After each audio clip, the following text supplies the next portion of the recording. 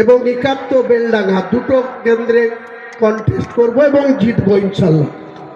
পাশাপাশি হুমায়ুন কবিরকে ভগবানগুলা, আর একজন 2016 সালে রানীনগরে প্রার্থী ছিল তৃণমূল কংগ্রেসের ডাক্তার হুমায়ুন কবির, তাকেও আমি রানীনগরের প্রার্থী হিসাবে ঘোষণা করেছি। তিনিও ইনশাল্লাহ কন্টেস্ট করবে এবং আমাদের পার্টির প্রতীকে তিনিও নির্বাচিত হবেন। আর একটা 64 মুর্শিদাবাদ কেন্দ্র, যেখানে বিজেপির প্রার্থী গৌরী শঙ্কর ঘোষ জিতে আছে, তার এগেইনস্টেও মনীষা পাঠক পান্ডে, তাকেও আমি প্রার্থী ঘোষণা করেছি। 10টা প্রার্থী ঘোষণা করেছিলাম দলের সূচনার দিনে।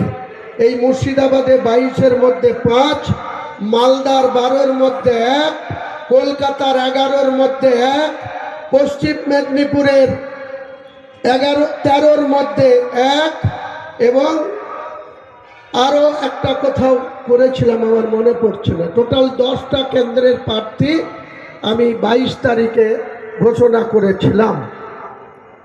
তো হরিয়ারপাড়ার আজকের যে মানুষের উপস্থিতি, আমি সবাইকে আমার দলের পক্ষ থেকে, দলের রাজ্য চেয়ারম্যান হিসাবে আপনাদের নতমস্তকে সালাম জানাই, কুর্নিশ জানাই, আদাব জানাই, নমস্কার জানাই। আমাদের